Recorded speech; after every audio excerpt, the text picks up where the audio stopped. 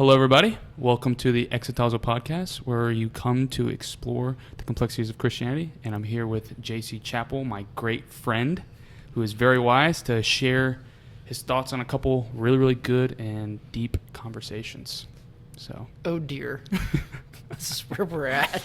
Okay, I am so excited about this. So we'll just get into it. We're going to be talking about politics, Christianity, masculinity, and really just those two main facets.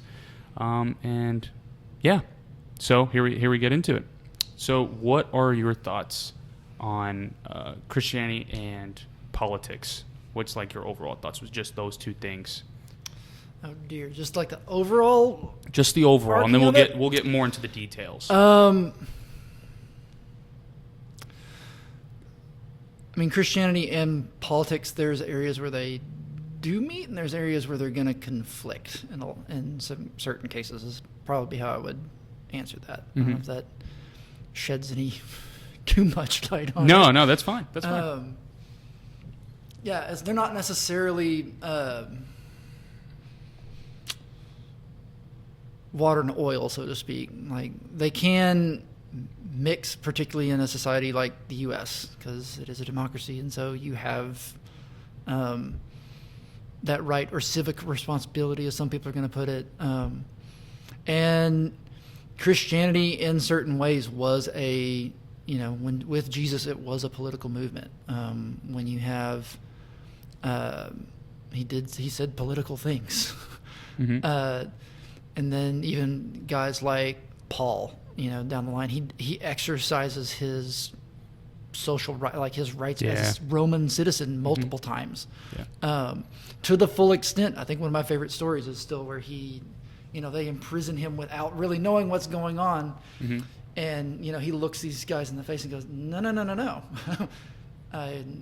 we're Roman citizens, and there's a big no to imprison a Roman citizen, to put chains on a Roman citizen without due process. And so people, he used that leverage for the betterment of the kingdom. So it's not that it can't be involved, but there are areas where they're going to conflict, particularly in, we see that in our society as well. So I don't know if that answers that question. So do you think in order to be a Christian, do you have to subscribe with any like specific political ideology? And this is where I start my one-word answers. No, I don't. A singular. I mean, it's the political parties even over here, like when you go from a global perspective, they're not all the same thing. They don't cross over well. A conservative in Britain is not going to share the same beliefs as a conservative in the U.S., vice versa for someone that's progressive or something in that category. And so Christianity doesn't really fit into either camp at the end of the day. Can you elaborate more on that, on how it doesn't fit into either camp? So this is where I'm going to cheat and go, I brought my C.S. Lewis. Okay. In Mere Christianity, he makes a case talking about, social morals. Just a little bit. Sorry. What does C.S. Lewis do again? I'm sorry. When he's talking about social morals in Mere Christianity, he makes the case mind you, this is his day and age, so he's going to use terms that we may not be 100% the same, but they still translate. He's like, Christianity, a lot of its philosophies, particularly economically, it's leftist. It is a socialist society that's described, which I would agree. You're talking about people living in common, selling possessions to provide for other people within the community, and things along that line. It's not Marxist communism, but it is a form of communistic kind of living. So what's the difference between the Marxist version and Marxism is its own philosophy. Marxism is very much I'm tempted to do accents, but that's going to get me in trouble. It's for the proletariat. It is Marxism, when you look at it, deals a lot with class. It deals a lot with violent overthrows as part of his Marxist himself. Is the lower levels of society are going to rise up and violently overthrow the upper classes of society. And you're saying that the Christian ideology of it doesn't flirt with that. That's not going to cross over in the same way. And that's Lewis goes on the other end of it. He goes, Christian, values, it's sex ethic. It's the culture of honoring in certain ways. Like, that's not going to line up with how a more progressive view of things. There's what do you mean by that? So, first off, the obvious one, the push button one is like the idea, the Christian sex ethic is not, I'm going to be harsh, it's not the American sex ethic to begin with anymore. And what would you say is the American sex ethic? So, American sex ethic is, the main, the common idea of, sex is, there's a poem, I think it says, we believe in sex before, during, and after marriage. There's not a lot of boundaries or rules. It's, how you feel about it is how you just go. You're worthy to go. You're welcome to go pursue your own sexual desires and however you wish to go do it. So you would say that the American or the Western type of idea of like sex ethic it's significantly more liberal than that. It doesn't hold the Christians, the sex ethic within Christianity holds like, it's bound within the covenant of marriage. It's going to say, within Christianity, it's going to say like it's supposed to be between man and a woman. Yeah. Like that's when you go all the way back to Genesis and back through everything else in the Old Testament in particular, and then, the separation that happens with that is still, you get into the New Testament and you look at what, the Gentiles, the non-Jews are being welcomed into the church. And, Paul and Barnabas, they go to, the apostles in Jerusalem and say, hey, what parts of the law do we want the Gentiles, the non-Jewish people, to follow? And they nix a lot of, the cultural or ceremonial laws, but they leave what's this, because Leviticus is not created equal. Bible Project, for those that want to know, look, the Bible Project has an excellent deal over Leviticus. But it's not created equal. And so you have parts of it that are cultural laws, which would be kosher. You have the ceremonial, which is the sacrifices. But then you had stuff that was considered the moral law, which is always a fun one because, on one end, the moral law is going to say, yes, you cannot have, here are the parameters around what is morally, from a biblical standpoint, what is moral sexually. At the same time, you're going to flip to the next chapter. By the way, it's also going to tell you how you're supposed to treat foreigners. So we're hitting both sides of the aisle here real quick with a stick, because it's like it doesn't agree with our modern, particularly current culture, this polarization that happens. It doesn't agree with either side. It wouldn't fall into the ideology that's been built up for, a Democrat or a Republican. It's more nuanced. It's more, it's something completely separate and in between it, if that makes any sense. No, that does. So we talked a little bit about the progressive or social side, and you would say that the major difference between Christianity when it comes to the progressive side is that sex ethic of how it's strictly, or is I that would just say that's one one of aspect? them. Like, you also get into like, and really this is kind of an American thing. It's hard to just lob it at one particular side again, but like this idea of honoring certain people, honor your father and mother and things like that, which like those are these values that these very traditional style values that are espoused by the Bible for the most part, they're going to come into conflict with not all of, but certain parts of feminism and things along those lines. At the same time, I'm going to point out they're going to come into conflict with things like alt-right. Yeah. Neither one of these line up 100% with Christianity. Certain parts, it's hard to say that for alt-right. They're kind of completely out there. Yeah. But like there are parts that, the Bible is going to take the side of how we're supposed to, honor and treat women in a respectful way. But at the same time, like, it's gonna, it turns around and it means something completely different in our culture. It gets abused a lot, but like, you are gonna find those passages where it does say about, women submitting to their husbands and things like that. Now, our culture is bad about skipping over that. Yeah. The rest of the chapter, which then goes, guys, you're also supposed to honor and submit to your wives. Yeah, die for her. Yeah, and that's where it breaks apart, because the understanding of those is like, when you get into those sections, which I believe is like Colossians has got a big section in it. I think Ephesians does as well. Ephesians does too. Well, exegetically, when you get down to who are these letters written to? Well, Colossae. Isn't that Greek? Roman. My bad. Again, Bible Project, great place to go. But wasn't the family like the backbone of the country or something like that? Well, or that was the way they saw it? So it's not that, but there's a certain structure to Roman society, and Colossae wasn't just a Roman city. It was it's where a lot of former, retired Roman legionnaires lived in Colossae. So it's extremely Roman culturally. And so the Roman household was centered around the patriarch. It's centered around the man. It's centered around the husband. And he's the only real first-class citizen in the household. Yeah. If he has sons, they will one day, once they reach maturity, they get kind of the same privileges. But women and slaves are property.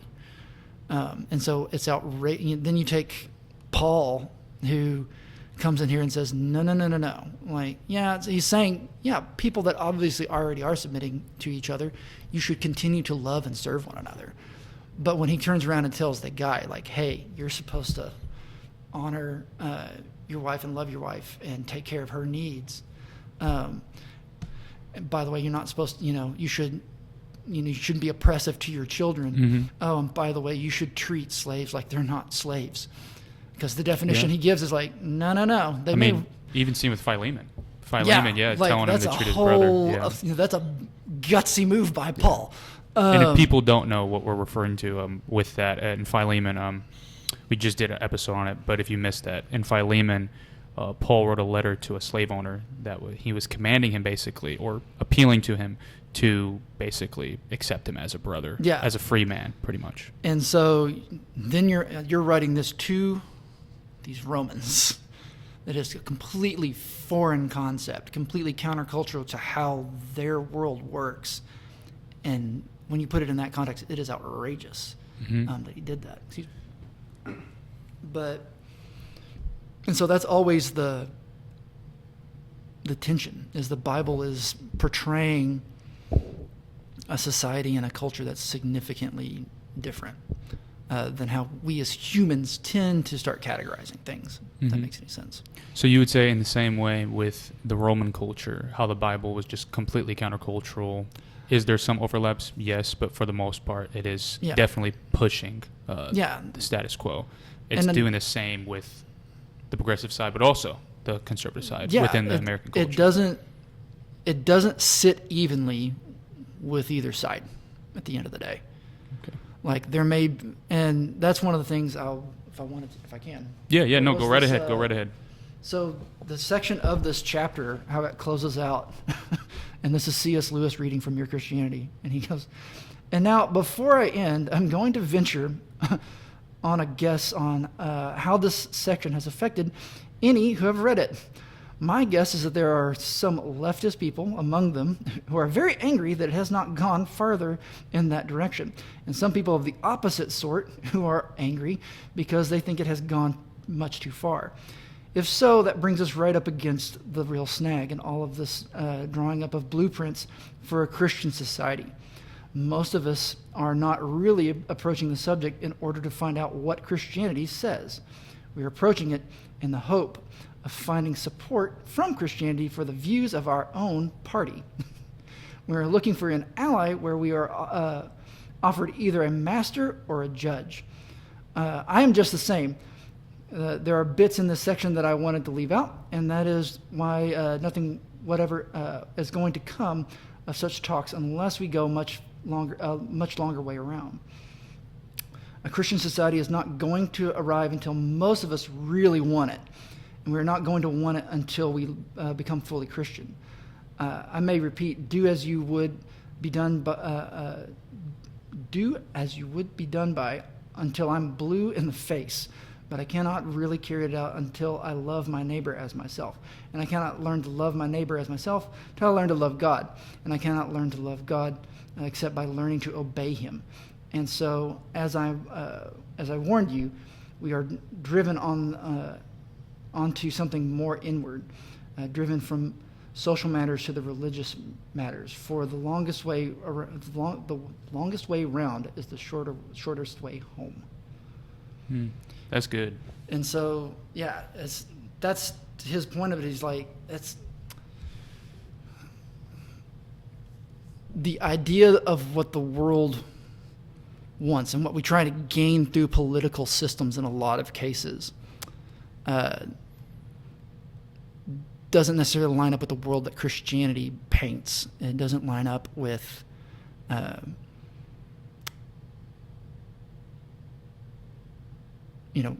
with the kingdom that is portrayed by the Bible. And so it gets there's another excellent podcast that I think you may actually only be able to find it on YouTube now, because I think they've taken it off of iTunes, but it's called This Cultural Moment by John Mark Comer and Mark Sayers. And this was done in 2018. Some of it is probably moved on. I will say that their predictions are pretty frighteningly accurate. And so, like, they talk about how cultures kind of had this progression where you have a post-Christian or a pre-Christian culture, which would be a paganistic kind of culture that's there, and then you have a Christianized culture, which, to define that's not necessarily like it's a Christian society, but it has been influenced by Christian morals. Victorian England wouldn't necessarily go so far as to say it's a Christian society, because it still did a lot of things that are questionable. Yeah. But the morals were definitely being informed by Christianity at the time. Okay. Get into how, I guess, later on where you're seeing the British Empire break apart, like things with like India, where it's getting its independence through Mahatma Gandhi. There's actually a quote at Mahatma Gandhi's tomb that's written by, I believe, Bertrand Russell, who was an atheist. And his comment was, the quote at the tomb says, "It is doubtful that the Mahatma's methods would have been successful had they not been appealing to the conscience of a Christianized nation." And so there's something in there where it's like the non-violence worked because the Christians were like, that's not to say they didn't do atrocious things, but they started to balk at violent retaliation against these non-violent demonstrations. You would say. Yeah, and so they started going, oh well, like there's just something not right about this, and so eventually it's like that. So you have this Christianized nation, but then you have a post-Christian society, which is, they'll define that as they want the kingdom without a king. They want all of this heaven stuff, all of this, this Sermon on the Mount, how everything's made right, everything's made just, and all of these sort of things that the Bible describes, but they don't want the authority involved in it. You know what this kind of reminds me of a little bit? This reminds me of, I forgot the name of the passage, but I think it's in either 1st or 2nd Samuel, when it's talking about how Israel is becoming more of like a nation and a kingdom, and then the people are like, we want a king, we want a king. Yeah. And God's like, okay, fine, I'll give you a king to be like the rest of the nations. And it's almost like we have a reversal of that somewhat now, where it's like... Well, it still exists. It's just the difference is even with that, when they were asking for a king, they were rejecting him, God. Yeah. They wanted to be like everybody else. They didn't want to be ruled by God. They wanted to have it their own way. Mm-hmm. And that's that disconnect. And so you have this post-Christian society is they want to do all these good things, but the fun part is if you ask, okay, what makes this good? Goes back to God. Suddenly our feet are planted in midair. I Yeah. can explain chapter and verse why racism is bad. But if you go to Darwinism, Yeah, there's no real. where Yeah. how did you come to your foundation. conclusion of right and wrong? Because Darwin was like, well, might makes right. That's a Darwinian, and that's the other thing with that is something like naturalism doesn't have a right or wrong, because lions aren't evil because they eat gazelle. They're hungry. Can you elaborate just on the naturalistic worldview, if just because maybe some of our viewers might not know exactly what that is? So true naturalism at least, something that Darwin himself would, well, I wouldn't even say that Darwin ascribed to it, because Darwin makes a creationist argument in The Origin of Species. But so it is this, the natural world is just that. It is, nature takes its course. Takes its course. That's why, when you see a naturalist or a biologist or a zoologist out there studying something on, the Serengeti, their main goal is they don't want to interfere because that's nature's course.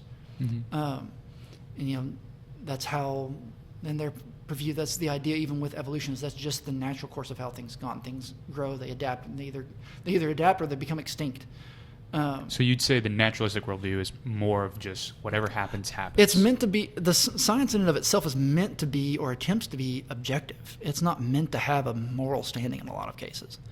Okay.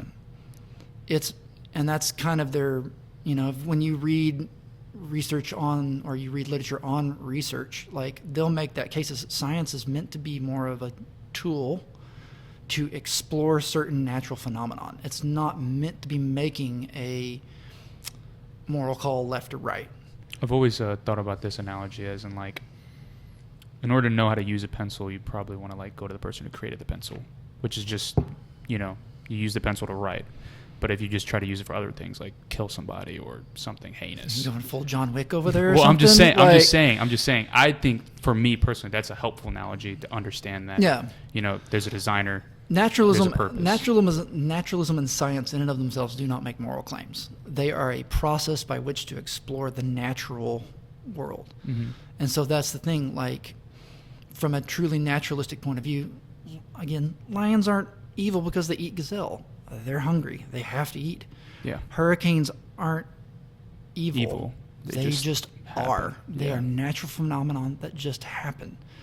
And so, when humans start trying, when you get out of that vein, now we're out of, We're going to the realm of ethics. Yes. Stuff like that. Ethics is the realm of philosophy and religion. Yeah. At the end of the day, it's not, or civics or something along those lines. Science in and of itself is meant to be objective. That's Speaking the of whole point. philosophy, though, adding to that idea of coming up with values, and religion also deals inside that same sphere.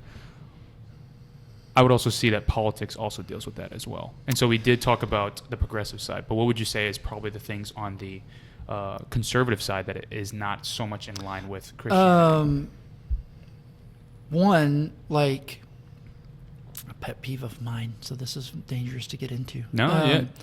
Lay it all out. Something like immigration. Okay.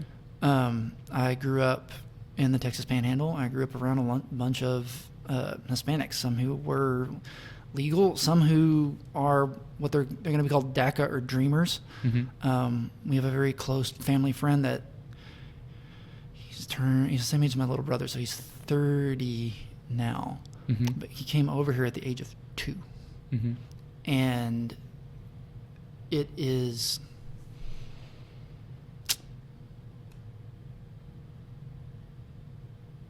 brutally near impossible to try and get him his papers, or it has proven so. Mm-hmm. He works for oil companies, and they have not been able to get his papers. Mm-hmm. And the oil companies Pretty powerful. will make things happen all the time, yeah. and they can't get his stuff. And so, yes, when you get into topics of security and things like this, sure. But even people in that scenario, like, sure, we should, I get it. Like, there are laws, and there's laws within this society and everything. That's fine. But when we start actively mistreating, when we start to actively discriminate, like I actually did it before I came in here. Like, I can go. It shows up in Exodus. It shows up in Leviticus, and it shows up in Deuteronomy Mm-hmm. of how you're supposed to treat foreigners. Mm-hmm. And it always says, it says you're Yeah. not supposed to oppress these people. You're supposed to treat these people right. And he reminds them, because at one point, to the Israelites, he goes, at one point you were foreigners in a foreign land and were oppressed there. Mm-hmm. So don't treat them wrongly. You should be treating these people, properly. And so that's an area where it's like we kind of lose the forest through the trees in a lot of cases on that side of things. So you'd say that's probably by far the biggest one. Yeah, on the, and on even the conservative side. that really does, and the big one on both sides. Not to just cherry pick all over the place. I'm sorry, wait, you said the biggest one on both The big sides. one on both sides is like we try to legislate morality, and that's not possible at the end of the day. You're not going to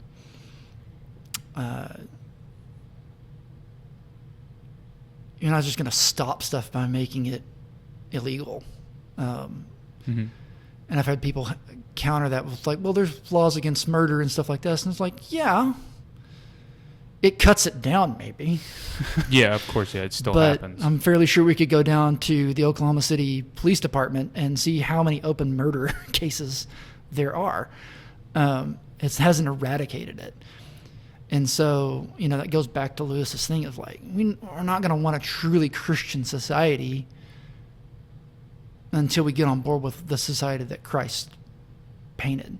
Mm-hmm. And that just doesn't line up enough at the end of the day with either party. You can cherry pick at different things that they get their axles wrapped around. Mm-hmm. But even then, like Christianity's view on how to address, how it addresses people that aren't lining up with its sex ethic. That doesn't line up with how the other side's going to handle it. Mm-hmm. How people respond to injustices in regards to like immigration and stuff like that. That also doesn't necessarily a lot of times line up with how Jesus said to handle it. Mm-hmm. And so it's like, again, we're in our own power trying to make the kingdom, we're trying to make heaven on earth, but we're trying to do it in our own strength, and that doesn't work. Very true. And even with, going back to Comers and Sayers, like they postulated that there is actually a fourth progression. What do you mean by that? Why, so what does that mean exactly? They went like, okay, so you have a pre-Christian society, which is paganistic. You have a Christianized society, which has, it's not full-blown like Christian society. Yeah, it doesn't necessarily mean that it's like as in heaven it is on earth, sort of a thing. It's just a society that's trying. Which would be the West as a whole. That's kind of Judeo-Christian values are kind of fused due to history. Yeah. Pretty normal. Again, not that it lines up 100%. Yeah. But then you have this post-Christian society, which is we're trying to make the kingdom in our own image after a certain point. Like we're trying to make heaven the way that we think heaven's supposed to look. And that happens on both sides, which is kind of what leads to this, there's post-Christians in Oregon, which people down here go, yes, we can identify those people. Those people are going to look at you and go, I'm post-Christian. Mm-hmm. They're probably not professing to be believers. And so just to elaborate on that part, and you would say the post-Christian are the ones that want all the values and stuff like that, but no leader. Yeah, they want heaven on earth, but they don't want Christ in charge of it necessarily. Mm-hmm. But that's the same, post-Christianity in Oklahoma looks different than it does in Oregon. Can you elaborate on that? Because,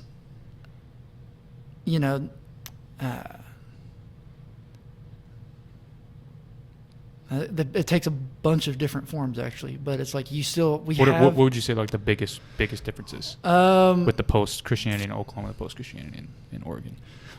The post-Christians are still going to church. Okay. I wouldn't have because cultural Christianity is so ingrained. I think one of the first Life Church sermons I ever heard series was Craig Rochelle did a series called Practical Atheist. And it was, you still come to church on Sunday, but outside of the church, you function just like everybody else does. There is no difference in your lifestyle than an atheist. That's practical atheism. But you talk to that person, I'm still a Christian because I go to church on Sunday. But there's no application happening. You're still your ethics are still lined up with the U.S.'s ethics, which are not the same thing. And that's where you run into that as well, because then you get, that's where and it happens more.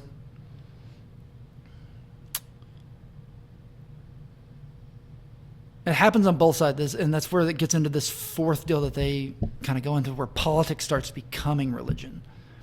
Okay. But so like a post-Christian in, Oregon, their beliefs, their political beliefs, those are the things that they start wrapping, we get into the identity thing where that's where they start wrapping stuff around there. But their beliefs are based off of these, secular ethics, not really tied to any one religion. Excuse me. But down here, they tie religion. They tie real hard, right? With Christianity. You ask that first Christian, is any one party? Are we supposed to ascribe to any one party if we're a Christian? Well, down here, it's in the news, who gets lumped in with Republican side of things? The Christians do. Yeah. And that becomes synonymous. Mm-hmm. But the problem is that's not. They're not completely. Well, synonymous. And that's not, at the end of the day, that's not how that works. When Christianity gets fused with political power in such that fashion, is when Christianity starts to lose out on that relationship. I was going to say starts eating itself, but it starts undercutting itself. Okay. Christianity in politics, and regardless of whichever party, and throughout history, ends justifying the means in a lot of cases throughout history. I was trying to do X, and so whatever I did to get X, however the sausage gets made, that's how it got made, right? Mm-hmm. But Christianity can't do that. So you would say that's probably the biggest, in your perspective, you would say that's the biggest problem with filtering Christianity with the politics. Yes. Is how you get to the goal. Yeah. And it's not that the ends always justify the means. Yeah. For the Christian perspective. For Christian perspective, it can't. Christianity, the means must always line up with the ends. Otherwise, it's wasted itself. So when do you necessarily draw the line then? Because you have in the political area that deals with values, and values typically deal with, laws, and then laws get passed around to people. So when do you just draw that line, or would you say that Christians shouldn't vote at all? Or no, I think it's okay to vote. And in certain cases, like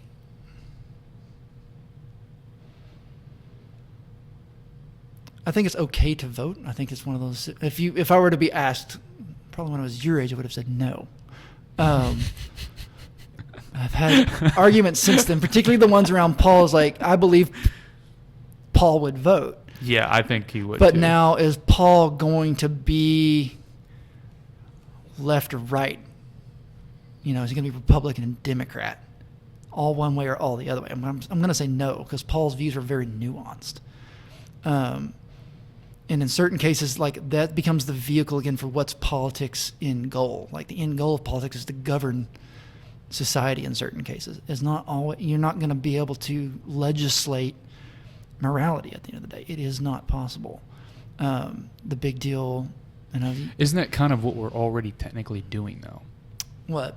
I mean, with, for example, with marriage or with immigration or with, I mean, these are all dealing with things on how we dictate and govern other people. And Right. I thought morals was all about what is good and what's wrong, and in that is also how you deal with other people. There's a part of it, Yeah. but there's also, government, again, is not necessarily designed. But, the big push button one right now.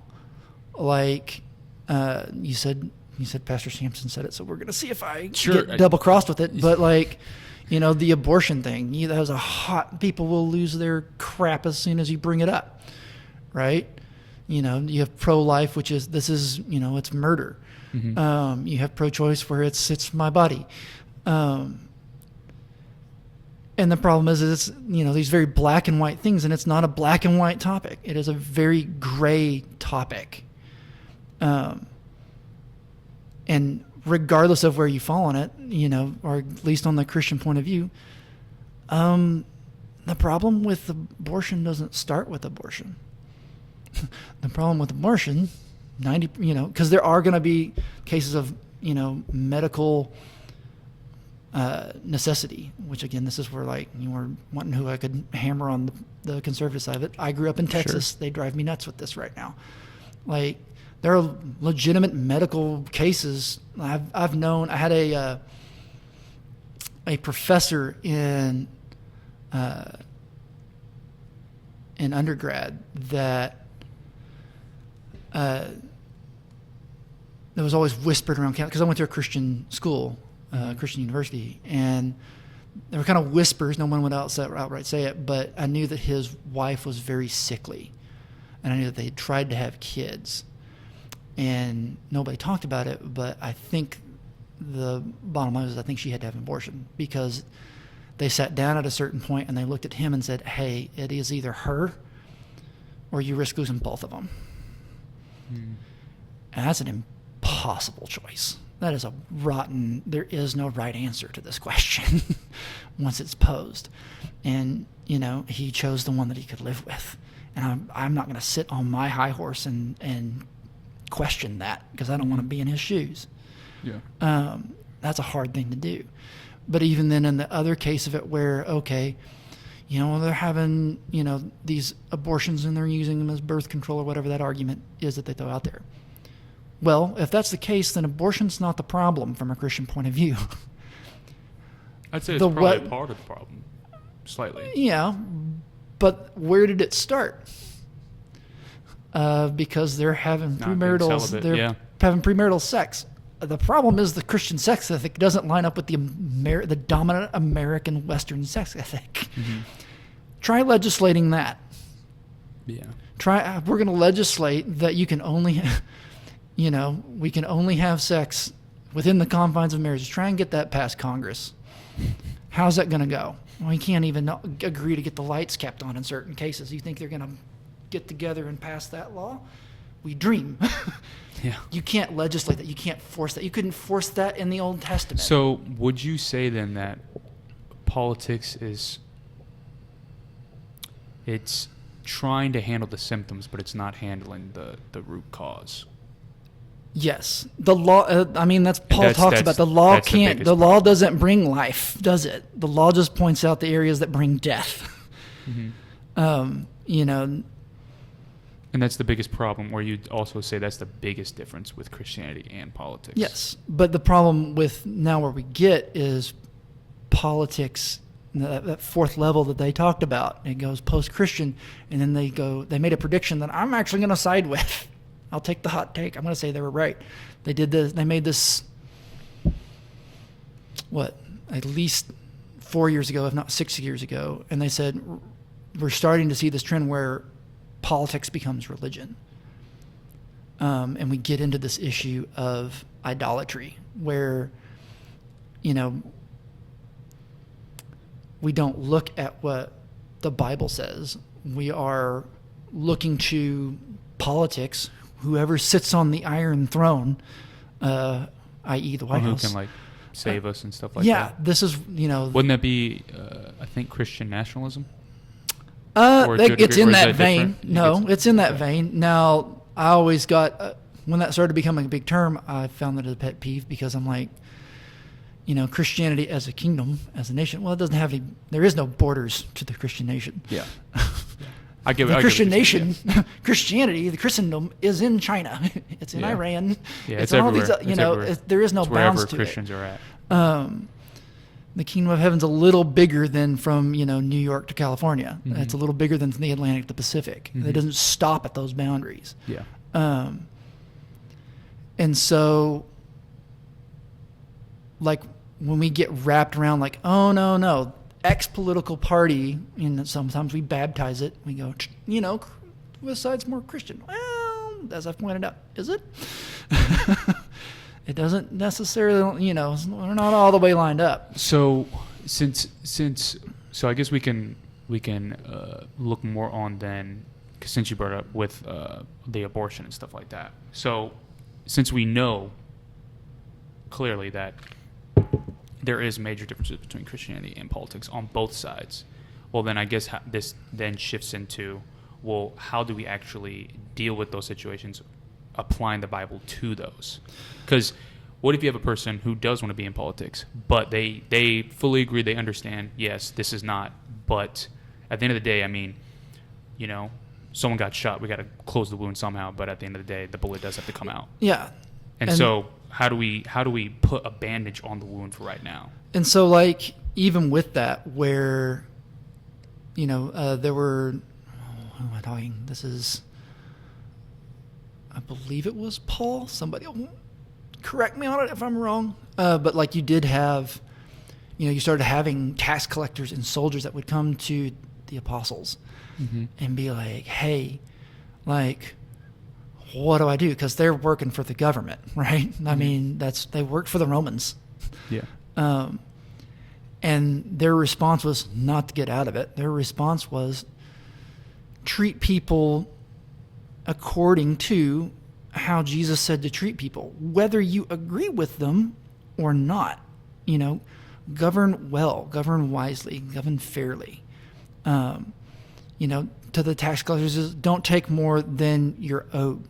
Don't gouge people for this. So it's big on the Holy Spirit guiding them. Yeah. And how to rightly treat those people. Yeah, and I think, like, again, the Bible's pretty out there with how we're supposed to treat people, even people that we don't agree with.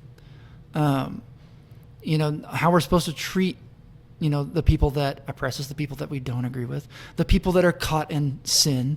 It's pretty explicit on how you're supposed to treat them. And it's not, and that like with abortion, with that deal is like, okay, well, let's go and talk adultery here. Let's talk about the woman caught in the act of adultery.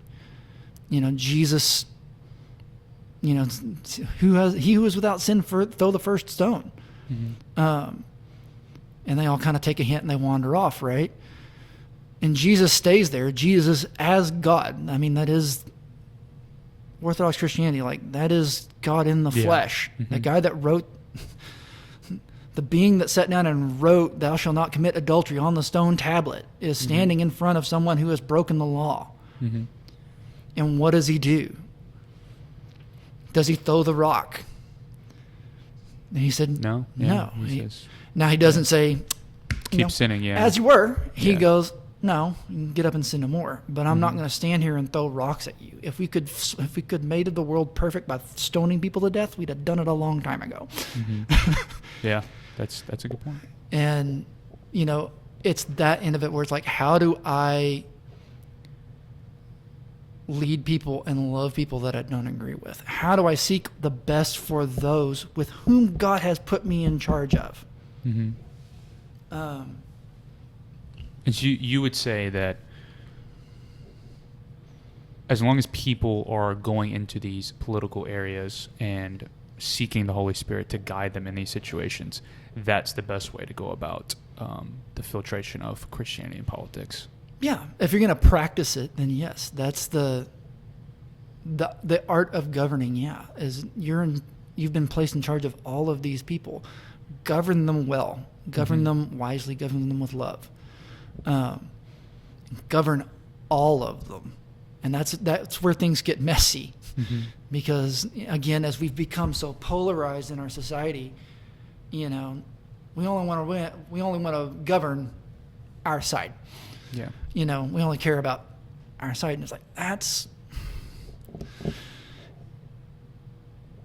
that's not how that works. You've been elected, and that's not, even from the founders' standpoint, who were secular in a lot of their things. That's not how they intended it either. There was an assumption that if you're going to govern, you're going to govern everyone, that you try and govern well. Because otherwise democracy is not going to work. So I do want to switch gears just a little bit. I like the conversation that we had with the politics, but within that conversation, we also talked about the philosophical aspect with the naturalistic worldview. Okay. And I just want to bring this up to you because it did come up in my mind. So we kind of discussed about the naturalistic perspective on how there's no real ground to stand on. But with that, it kind of reminded me of existentialism a little bit, like Kierkegaard and people like that, Yeah. where they their big thing was, basically because there is no meaning, I'll create my own, in a sense.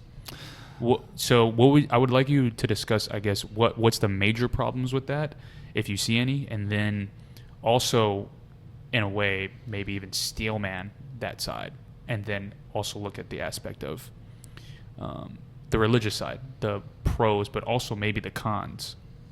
So, like, when you get into that level of existentialism, the idea of like creating meaning, one, I'm going to fall in the camp that I don't necessarily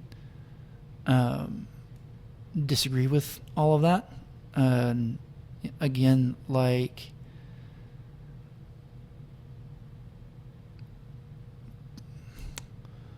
part of what I like about that, I'll put that out there, is this way, is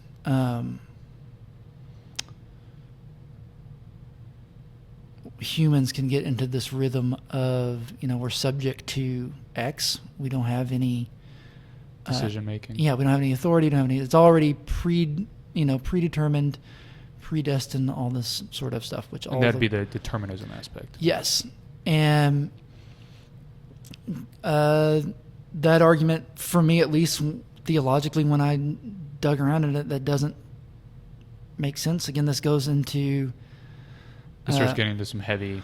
Yeah, like. Yeah.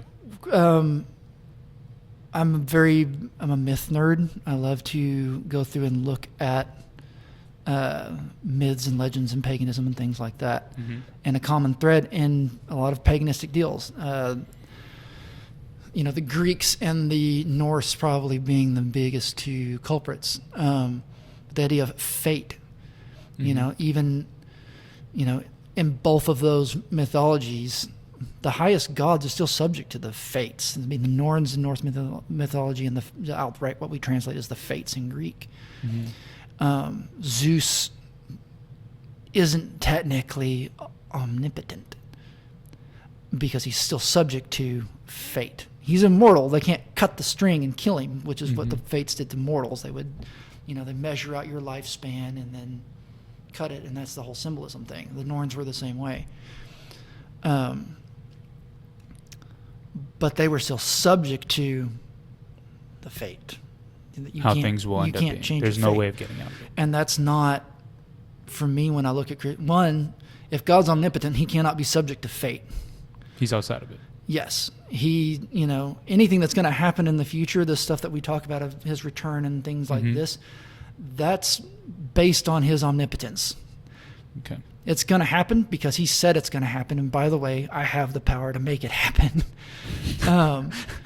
By the way, I also have the Bible scripturally doesn't back that, it doesn't back the idea of fate up. God changes his mind in scripture.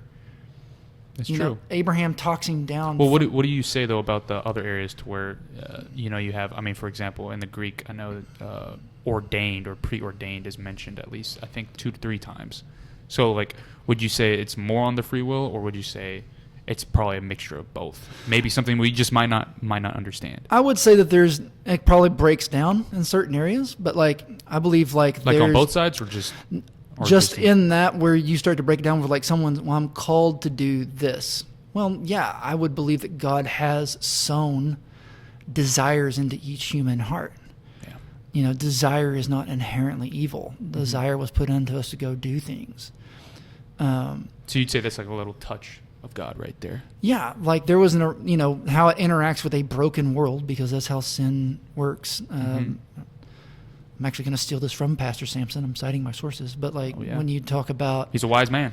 So like sin is kind of a complex topic where, on this one level, it is very much the ring from Lord of the Rings is how I love to put it. Like, it is this malevolent, sentient force that has its own will and desire, and it's parasitic in nature. It lives off of us. That is, and that's very much this idea of little g gods and paganism, that there is this crossover that happens. But on another level, it's also like gravity. Everything in creation is subject to the law of gravity in some shape, form, or fashion. Well, everything in creation is subject to the law of sin. It has all been impacted in a particular way by sin. And so those desires, though, they were created and intended and sown into us for good purposes. Being in a broken world, things get twisted. It gets reshaped. It gets impacted by that. And but at the end of the day, we still have this desire, and we still have the ability to determine how we're going to let it manifest. We have the responsibility for how it's going to manifest. We are co-create. If we're made in the image of God,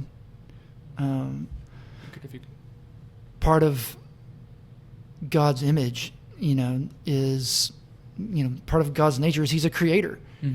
And so if we bear that image, then part of what we're called to do is create. We're meant to go and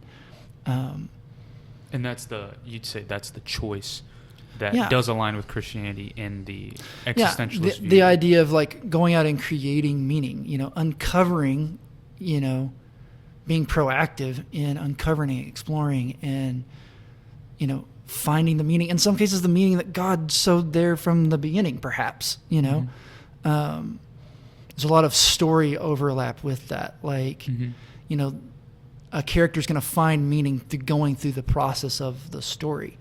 But if somebody's exploring, they're finding meaning because they're exploring, and they're finding things that were already put there for them to find, perhaps. Yeah. And so that aspect of it, I think that,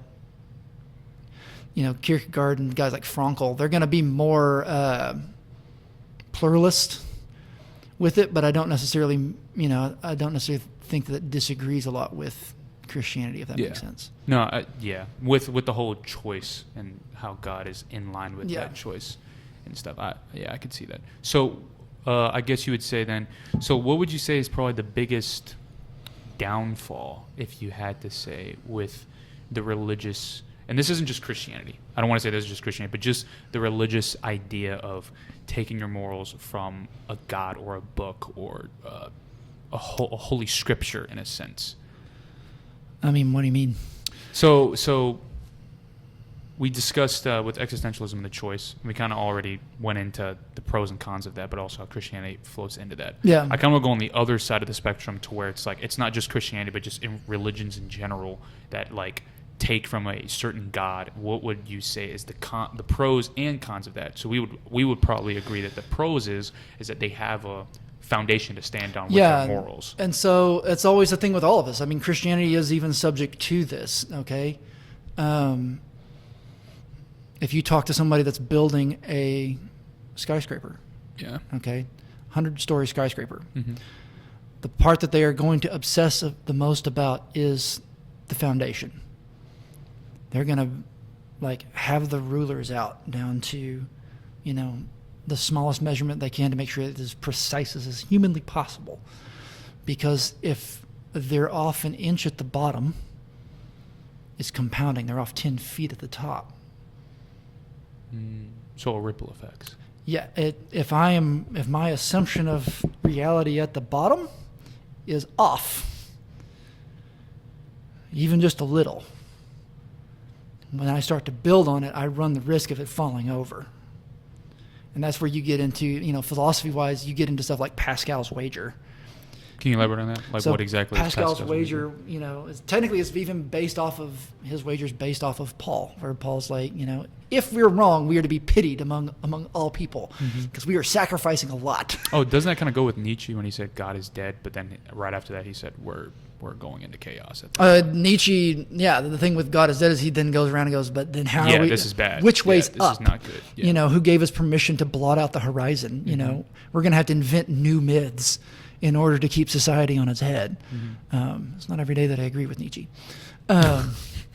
Same here. But of course, I don't think he has some good points. I don't think he would be offended because he'd also be like, I don't agree with you either because you're a Christian. Just out of principle, he's not going to agree with anything I say. That's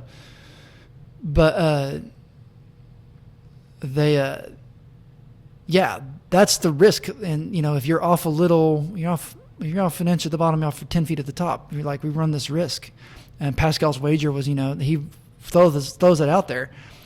Is it better to go and live however you want to live because you don't believe there is a God, but then you run the risk that if there is a God and you just broke all the rules, if you you live life as he said is going to end in a particularly unpleasant fashion, that's a big risk. Whereas is it better to abide by these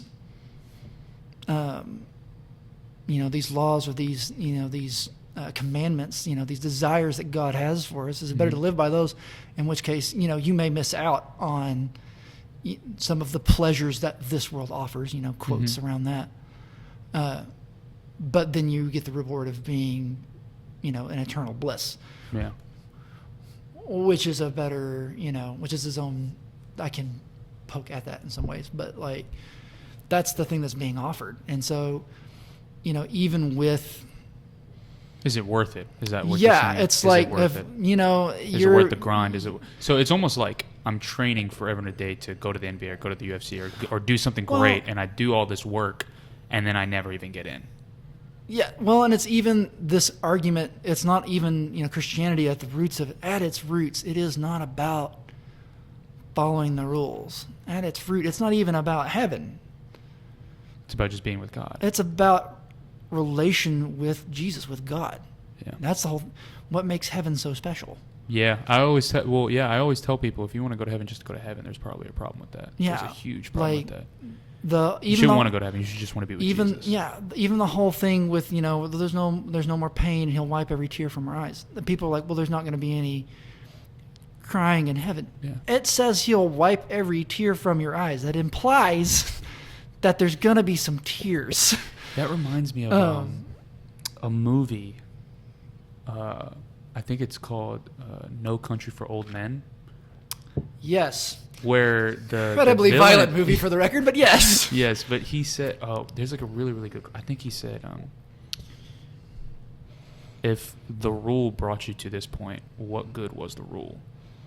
And I kind of see that applying to this as in like with not Christianity, but the religious aspect of it. Yeah. You follow these rules, but at the end of the day, these rules never fixed your heart. Never fixed your mind. Yeah, and that's at the end of the day, Christianity's built to be a relationship. It's built to operate off the principles of love and being in a relationship. Mm-hmm. And so those rules, they're not meant to be legalistic. My beautiful bride is here with me. And so there are things, I'm trying to think. I had a good one earlier of like there are some things that I naturally I will say unkind things about other drivers as I drive, and I will be pretty mean. And my sweet bride is one of the sweetest people on the planet, and this hurts her heart when I say these things, okay? But now it's a natural reaction for me, whether it's nature or nurture that has established it. It is a secondhand thing. You cut me off, I'm probably going to say something in British slang about you, and it's not nice, okay. Right?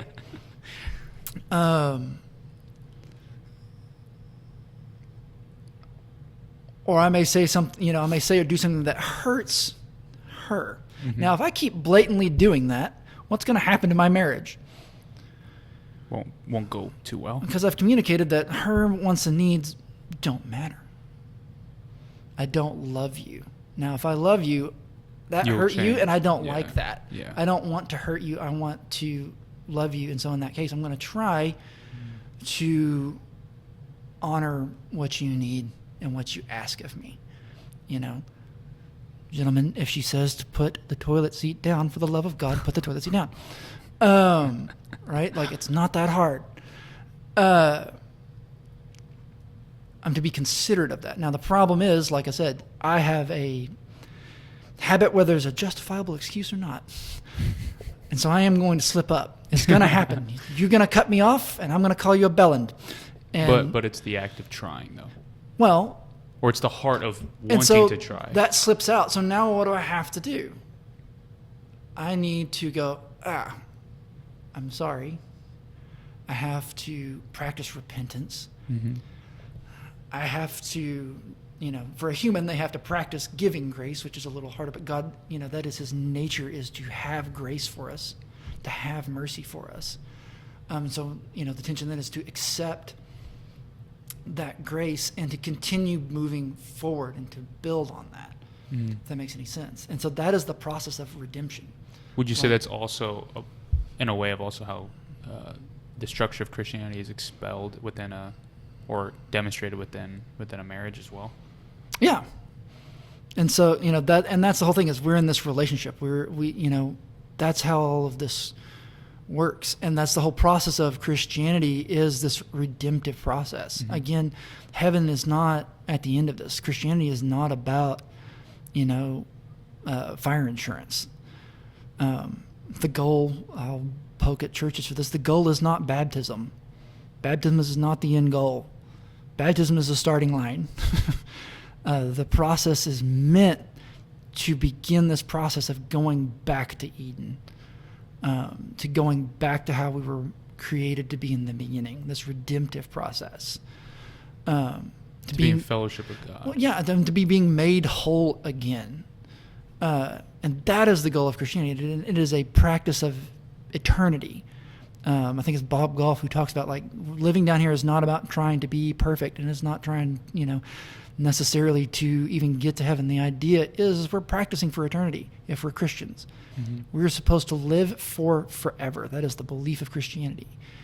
There's this transition point that happens, sure, but, the way we are down here is we're practicing for the rest of it. Mm-hmm.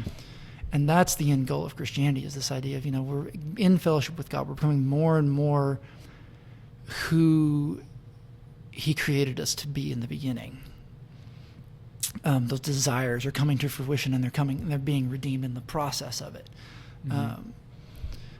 And that is the roots of it all, is about this redeeming process. That's good. That's really good, actually. So we're going to switch gears again. Would you like to go into masculinity and Christianity? Sure. What about it? Okay. So, first and foremost, what's just your perspective? What's your opinion on masculinity at its root? Because I know you're a very, very passionate man about this subject. I am. And I think there's a lot to learn. I think it's also one of those things, like, because it's a big conversation in culture now anyways, it's one that, again, isn't very black and white. There's a lot of nuances to it. And I think there has to be this understanding, like, certain aspects of masculinity in particular. Masculinity, like a bunch of other things, like sexuality and a bunch of other things, is on a spectrum. Mm-hmm. Certain things that we consider, masculine or not masculine, are not culturally universal. Mm-hmm. I think one of my favorite people, like, lost their crap over it too, was I think it's Corey Asbury. Showed up on a stage one time with, like, his fingernails were painted, and people, of course, lost, on that particular end of the spectrum. In this culture, is not too masculine. Lose their crap about it. But I heard his explanation was, like, he actually let he'd let his daughters, and he let them paint his fingernails, and he just There's a bonding. he lets them do it all. He lets them do it. it quite often, and it's like that's a bear to take off. And so after a certain point, you just leave it because why not? And even guys that life just happens. Yeah, well, and even guys that do it on purpose, like heavy metal guys paint their fingernails. Mm-hmm. Is that in that culture? It's really masculine or not? Yeah. And my point on that is, I'm like, who else painted their fingernails? Vikings and the Celts before they went to battle. You know what the Vikings also used to do? Etch their teeth and rub ink in it. Oh man, they're real feminine. Like, no, they're insane. I'm not that other end of the spectrum. They're not going to say anything about Vikings being non-masculine, are they? That's like, no, that's how some of them want to be. But so strip away some of those cultural norms that get built up. Like, masculinity is not about, you are no more or no less masculine whether you drive a truck with a lift kit or a Prius. Like, that's not a measure of masculinity. If you've never been out and hunted and killed a deer, you're not any more or less masculine because you did or did not. I'd still like to, though. Yeah, there's a part of it. There's a part of it that's me, though. That's in there. I really want to one day. And we can talk about, like, there's a nature that comes with that too. The end of the day, from a Christian point of view, again, as we are made in the image of God.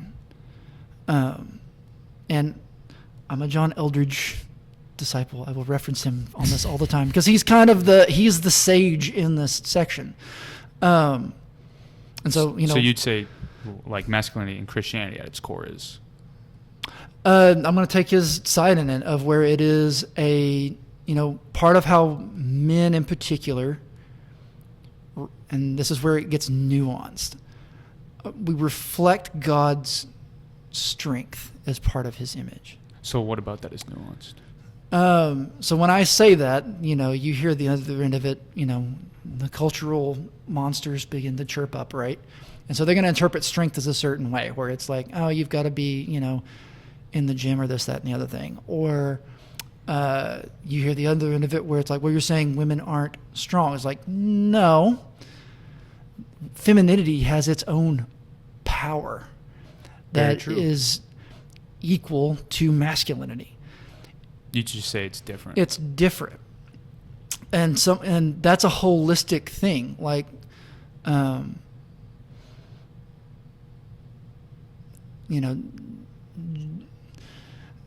gender is, it does get sliced up into being a feeling and stuff like that, but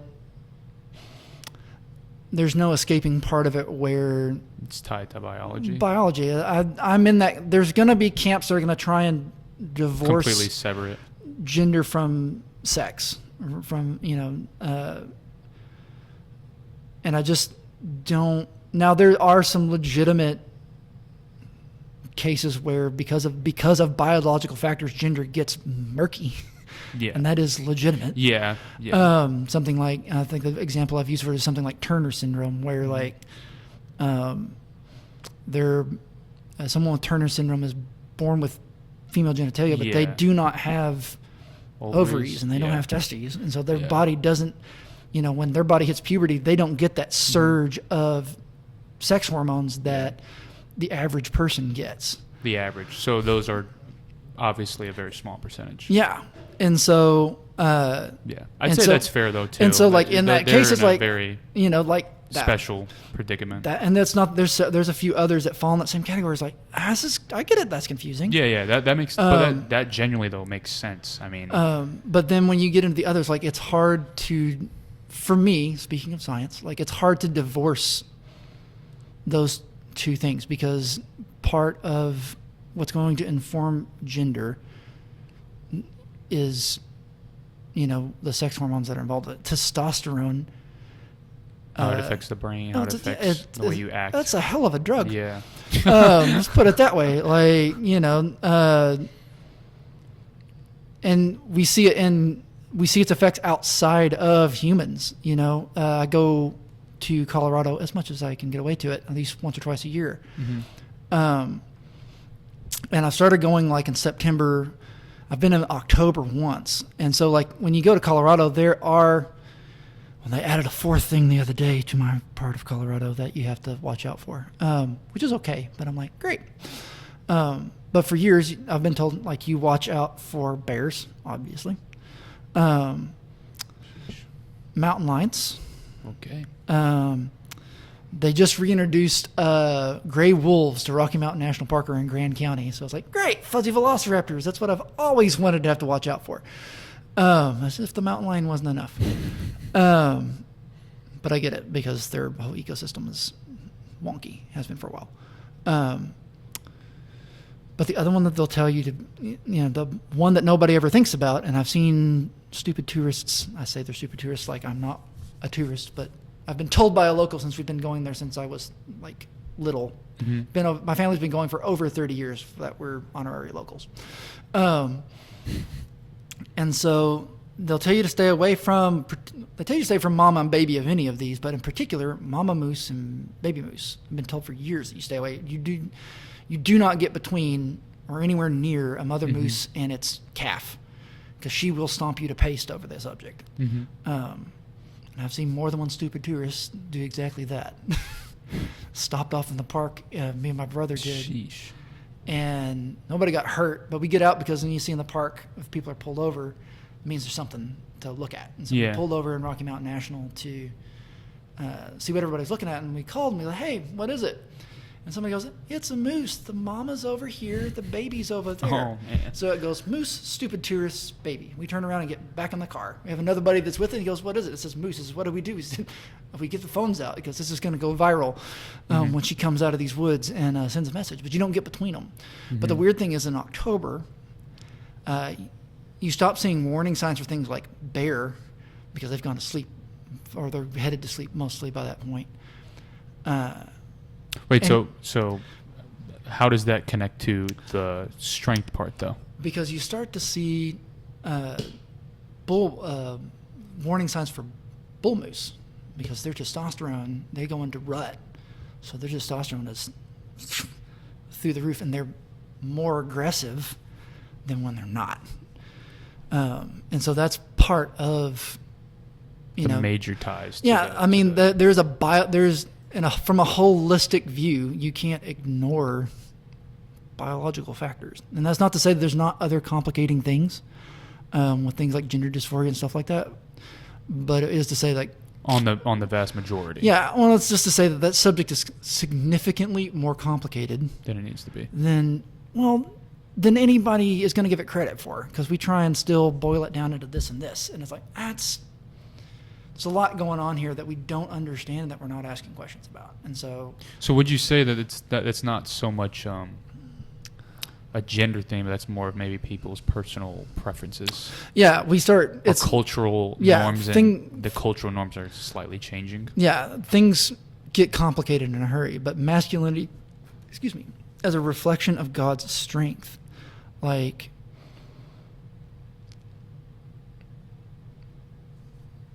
that's what men are called to bring to a situation. What does that mean?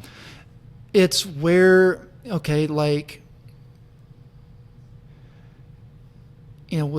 strength, it's something that you want to harness.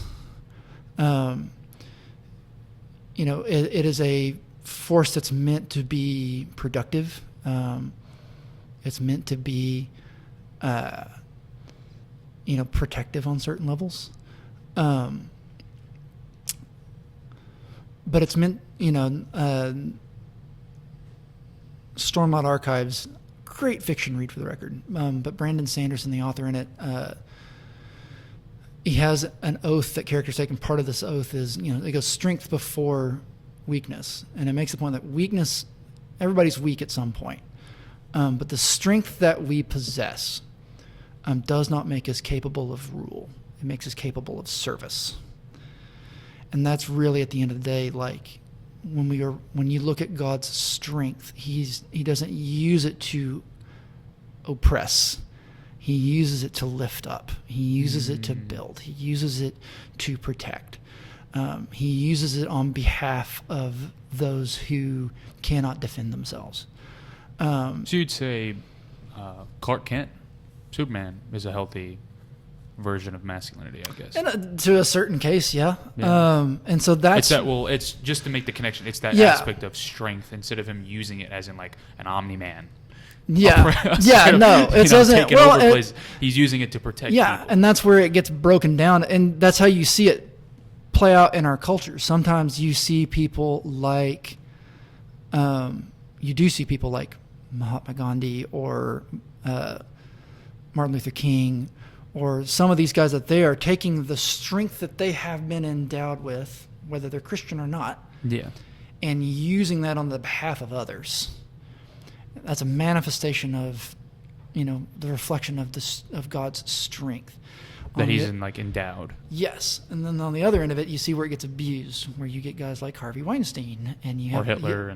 Where they're using that power to Stalin, crush, to crush others, beneath their boot. And so there's actually a counterpart. It is on my... Captivating. Actually, not that one. Oh, okay. It's a separate... There is Captivating, which is a good read too. But so there was another book that I'm going to add it to my reading list. That's Jesus and John Wayne. Okay. And now the forward of it for the lady that wrote it, she actually lays a lot of... Just for people, who exactly is John Wayne? Oh dear. Just we don't know who... What has the world come to? I'm done. I'm leaving. We don't know who John Wayne is. John Wayne is a Western actor he did cowboy movies and stuff like that. Okay. Years and years ago. And he's very, very much the stereotype, masculine dude. Yeah. Okay. That's kind of the... I guess nowadays it's Matthew McConaughey or... who else I could think of? To an extent, yeah. I wouldn't necessarily that's what I think of when I see rom-coms or something like that. He was very popular in that. Yeah. It's hard. Who is his equivalent nowadays? Joe Rogan. Maybe might fall a little in that category. I'd say Joe Rogan is pretty up there. Definitely David Goggins. For masculinity? Oh, for sure. That's let me put it this way. Jordan Peterson, I'd also say he's up there. They aspire to that. Yeah. Or I'd say in the culture when people or men, typically it is people that they're looking up to. Andrew Tate, I'd say, is a pretty big one. Yeah. Now, I am a John Wayne fan, so I'm some of even that gets twisted. Although I love me Not some saying John that Wayne. I obviously support everything that Andrew Tate does, but just saying culturally. Yeah, but it gets taken that way, and that's actually what she's writing about now. Where I'm going to disagree is she comes and lays that particular dead animal at Eldridge's door, and I'm like, we didn't read the same book. And if you haven't listened to Eldridge at that point, because most guys that, I'm going to say this on the internet, most, not all, because of the trouble that he causes me, I will throw Andrew Tate under that particular bus. It's Eldridge and Company, they have what they'll call the poser, and we all have it.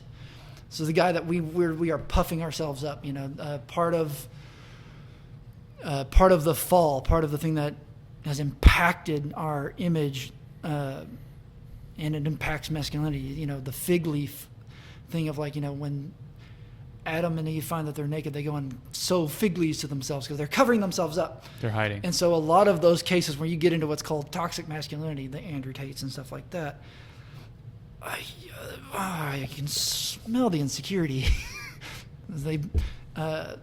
You get into at the risk of another Game of Thrones reference, Joffrey, the character. If you've never seen Game of Thrones, everybody hates Joffrey. There's never been more people a character that more people have wanted to die and celebrated when it happened than Joffrey Baratheon. And he's this boy king. And he has this deal where he'll throw temper tantrums all the time, and his favorite thing to say is, I am the king. And that's his justification for whatever the crap he's trying to pull off. Mm-hmm. But his granddad in the story is not to be trifled with. And he's at a meeting, he's the hand of the king, so he's the actual guy that's kind of making things happen. And he's at this meeting for the first time, and Joffrey has a little, temper tantrum where he starts saying, I am the king. And his granddad is the character's named Tywin, and his response is, no true king has to say, I am the king. and proceeds to show him how it's actually done and says, I think the king is tired. Perhaps he should retire to his room. And charges one of the other members at the table who does not ask a question and takes Joffrey from his own meeting and takes him to his room to go take a nap. Yeah. And it's like... Every man has that state of... Yeah, but there is that toxic masculinity as culture's going to call it. There's a lot of times that it reeks of insecurity, and the author of Jesus and John Wayne, like, they're going to hit at some of that stuff, and some of the stuff that people took from Eldridge and twisted to their own gain. Is it always insecurity?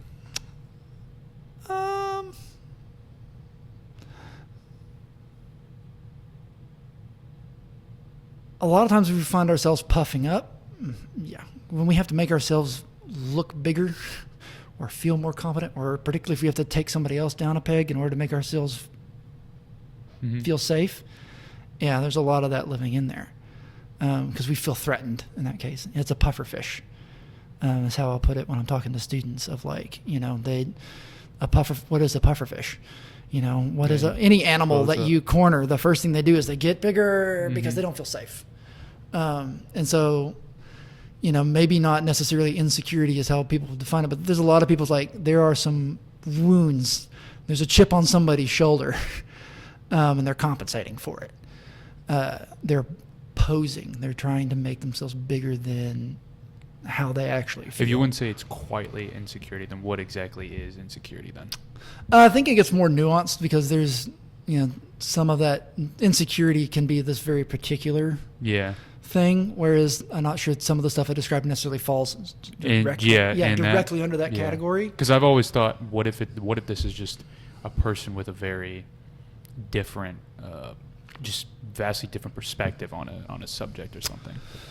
Because I've seen that in many cases, even with myself, when people have asked me certain questions on just certain topics. And again, like, masculinity runs on a spectrum. That strength and how it manifests is different for everybody. It's gonna show in different ways. But you'd say at its core, though, it's strength. Yeah. It's part of how we reflect the nature of God into creation.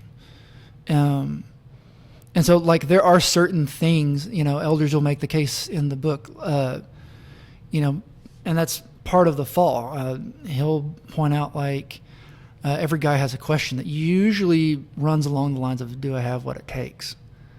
And some people are more confident than others, but it's still that, and it may not be that precise question, but it runs in that vein where we question ourselves, and maybe for just a second, maybe we do find an answer real quick, but it does that the more wounds, the deeper that is, the more that runs around in there, and those can be very subtle things that show up.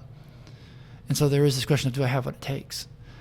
And then, but he'll also point out that there are some core desires that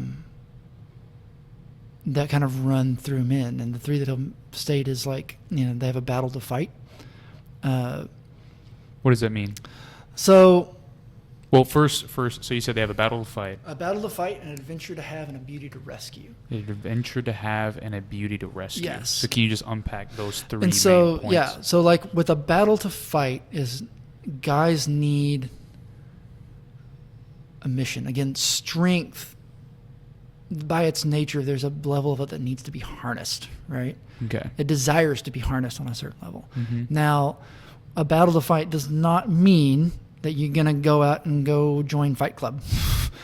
And that's not what he's talking about. And you are no more masculine if you do jujitsu or you absolutely hate getting into physical altercations. Like, that was funny. I'm sorry. Like, that's not, like, there's benefits to practicing a martial art, but just because you practice one or somebody else doesn't mean that you're more masculine than somebody else. Just like that in and of itself, it doesn't make you masculine. You can be the guy. You've done a little bit because your dad teaches it. Yeah, right? I've done a little bit of jiu-jitsu. There is always a guy in the martial arts class that has got to come in and he's trying to prove himself that he's the biggest, baddest mamma jamma in the room. Yeah. And in the back of my head, it kicks in. It's like, so He gets humbled pretty quickly. Well, but it's also like I start asking, so how was relationship with dad? Because I'm feeling that we doubt ourselves a little bit here because no real king has to say I am the king.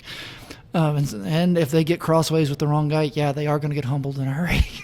Oh, I was just thinking of like just the jiu-jitsu analogy. Like I've always heard, you get humbled pretty quickly in that sport. But you learn. Even the guys that are good, you see the guy that better. They are good at it, but if you have to, like, what are we trying to prove, dude? Like, if you really are all that in a bag of chips, then you don't have to promote it.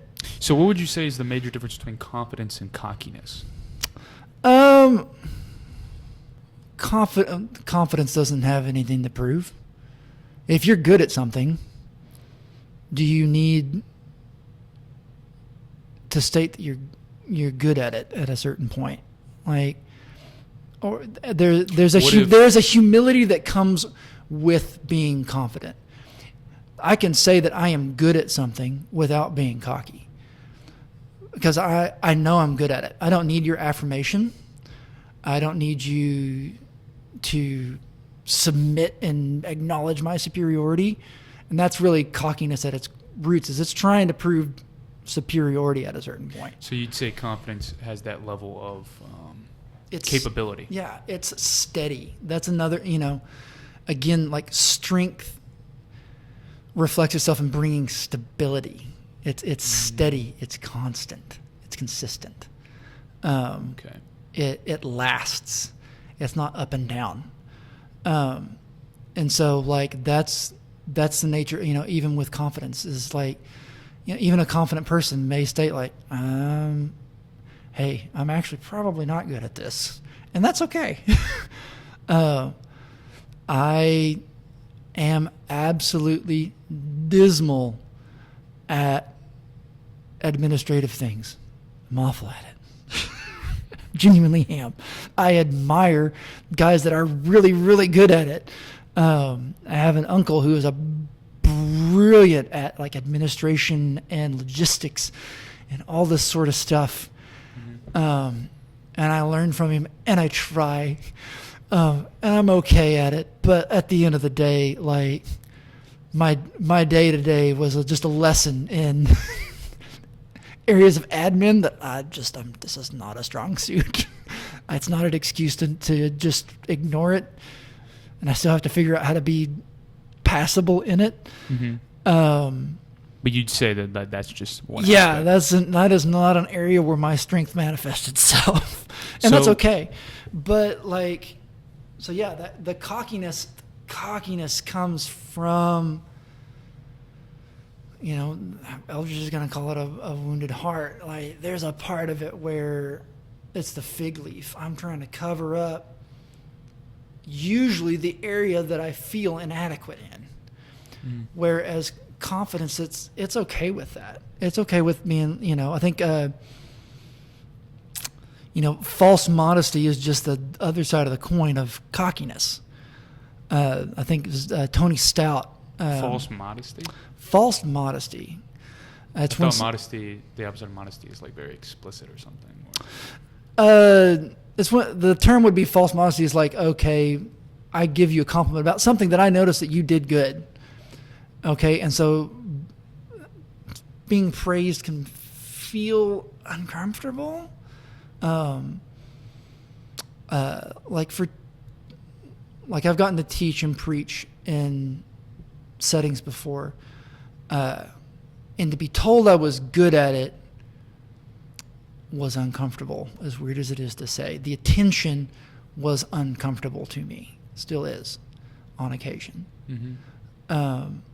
And so when somebody would tell me, hey, you did a good job, I would be like, I wasn't that good or something like that. And I downplay myself. That's false modesty on some level. Because that's coming from. Yeah. It's coming from some of that, that discomfort and that insecurity. So you would say when something is coming from a discomfort or an area that is not properly well handled, that's when we're covering ourselves all of a sudden. there is this weird aspect of shame that showed up even just because I was good at it. You're not supposed to this, that, and the other.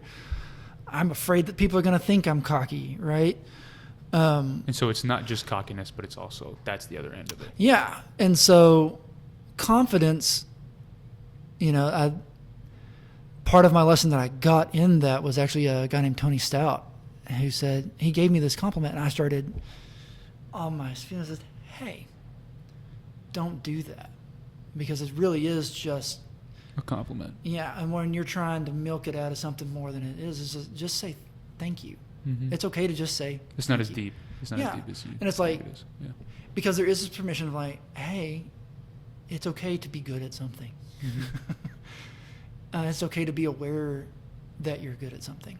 And you'd say this all goes back to the battle to fight? Is that the first one? Or? So the battle to fight with that, Or which one? That's probably just in roots of masculinity as a whole. But like for a battle to fight, it is this, we need a mission. We need something that we are fighting for, whether that's, And this is, you would probably say, the tenets of masculinity, or yeah, and guys, we need something that we're striving after, that we're going for, that we're putting effort towards, and that doesn't look like you don't have to go and be a soldier, like the guy that gets up, the guy that is a lawyer that does paperwork for a lawyer, so someone with a purpose. Yeah, you're getting out and you're taking up the cause of someone else.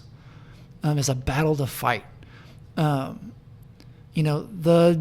guy that goes and teaches, kindergarten. That is if you're around enough kindergartners, there's several battles to fight. Yeah, I get it. Right, but they are fighting, on behalf of these children to teach them and to give them a safe place and all these different things. They have a mission that they are intent to. They are willing to enter into conflict over. They're going to fight and advocate for these kids in certain ways, and so. That's guys. That doesn't mean that you have to be all butch about it. It can be something very subtle. And the second part? The adventure to have, it kind of couples with that, is we need, guys, there is this desire to get out and explore in certain cases. It goes along with that. We kind of still need this story. And I've seen guys where it's like, well, I don't, I can throw Samson under the bus again because Samson's not always been, I think that's changed over the years, but we care about you, Samson. We do care about you, but I do remember hearing stories about you in nature and how you don't like it. Throwing some shade. But that's not any less. Now, I am going to give you grief for it because I like being outside. But truthfully, that's not any less masculine, an adventure to have. I've heard guys, well, I actually like to sit in my study and read a good book. And my question is, and what's the book about? Because if it's a fiction book, it's about... That's your adventure. An adventure on some level. We crave parts of that. And the beauty to hold, you said. A beauty to rescue. And that's not... rescue. And that's not like, oh, all women need to be rescued or something like that. That's just, romance is just a fraction of that particular category. But a beauty to rescue, again, it reflects that redemptive heart, part of God, his creation. When he made everything, he looked at it and he said, it's good. There's this beautiful aspect to it. And so, any guy that, you paint or if you sew, these things that people are like, that's a little, the culture's going to go, that's a little not masculine. Mm-hmm.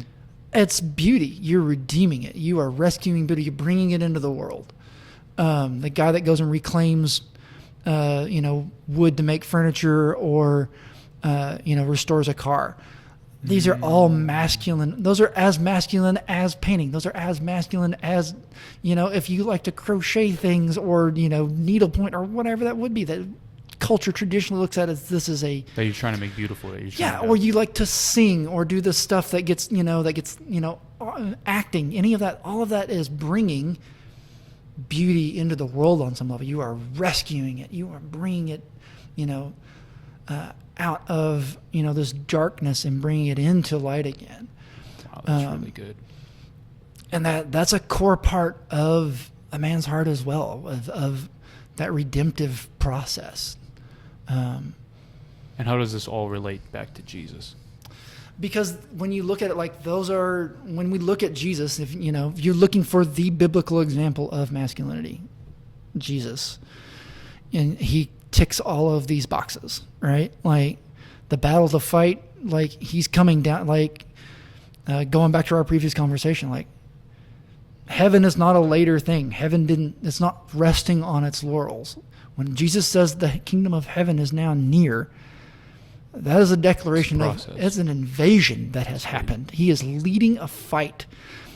He is actively advocating and standing up on behalf of the oppressed. I'm willing to get crossways with people. Winston Churchill, one of my favorite quotes, he's got several of them, some of which are mean, but I love them anyways. Mm-hmm. But one of the deep ones is he goes, you have enemies, good. That means you stood up to someone for something at some point. Like, you're going to get crossways with people. You're going to, especially with the world, there is this oppressive force. There is this rebellious force, this oppositional force in creation. And it has its own will. It has its own desires. It has its own plan. Mm-hmm. And so when you stand up for the oppressed, when you stand up for people, you're going to get crossways with it. Mm-hmm. And there's going to be this battle to fight.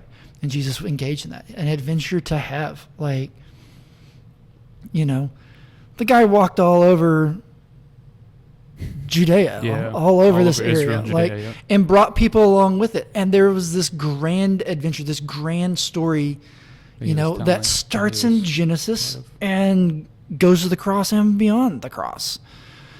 There's that aspect of it, this adventure, this process, this discovery of things, this creative process that's a part of it. And the beauty to hold, or the beauty to rescue. The beauty to rescue, the church, the world. He's coming back to Eden, that original creation that was beautiful. He looked at it and said, "It is good," and then was marred by sin entering into the world. And the whole process now is redeeming that. Mm-hmm. He's taking stained glass and making beautiful things out of it. Mm-hmm. And so, he reflects that part of it. And he doesn't do it in a way that, he personifies strength and that he personifies stability in that. But he doesn't oppress. He appeals. He serves. Strength. You get in. There's always this deal, and it's a huge sticking point, even in this part of the world right now. When you get into the Beatitudes, and it starts talking about turning the other cheek, and guys are like, "It's not masculine." Okay. Sure, a bully's a bully, and there is no excuse for bullies. And there comes a point where you need to stand up to the bully. I'll get behind that. Maybe that is my broken humanness.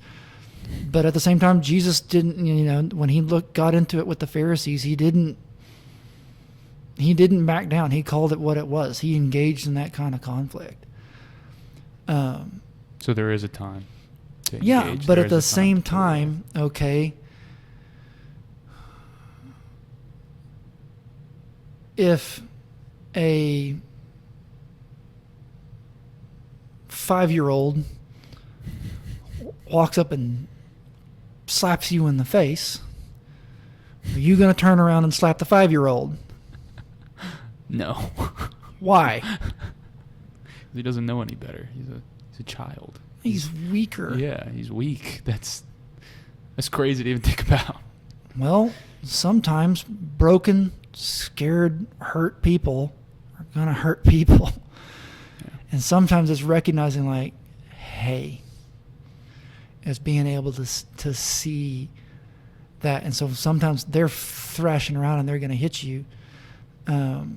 Maybe not physically, but they'll reach for those metaphorical spears and start hucking them at you. That kind of goes back to Jesus on the cross. Yeah. Forgive them for they don't and know what he, they do. Jesus was good at recognizing when that was. Yeah. And so at that point, he goes, I fight for the weak at That's the deep. end of the day. Mm-hmm. And so sometimes that means taking a couple. Man, that's a good, and so, it's being able to, when we recognize somebody else's brokenness, when we recognize somebody else's failings and weakness, and instead of reaching for the hammer or trying to correct things, it's what is instead Jesus makes space for that. Yeah. He creates safety for that. Man. And at the end of the day, like that's the masculine art of that. That's good. I mean, even at the risk of, which is a lot of ideology, it's a very interesting show that I'm not endorsing, but it is. It creates. I have a buddy that I finally got addicted to it too. It's an anime actually, which is what makes it so interesting. Is it's Vinland Saga, so you have Japanese anime, Japanese people making a historical fiction about the Viking era. It's like what, huh? But one of the phrases is like you have these Vikings who are very martial people, right? But there's this philosophy that gets introduced to it that a true master needs no weapon. And it's like, that's part of this question that keeps showing up of like, wait, I don't actually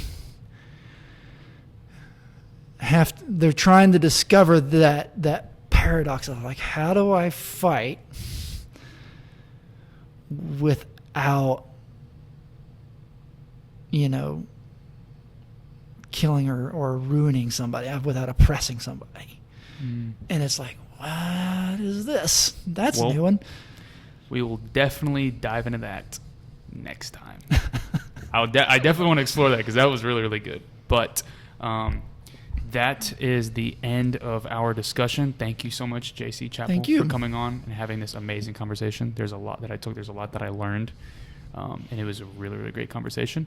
You should be able to find this on Spotify. What's that? I'm trying to think of the other one. Spotify, Amazon Music, and Apple Podcast. If you really enjoyed this video and the podcast, please like, share, and subscribe. That is how we grow. That is how we get bigger and just help people look at the complexities of Christianity and how Christianity affects and intersects with other things. And so with that, you guys have a good one. We'll see you next time in the next episode.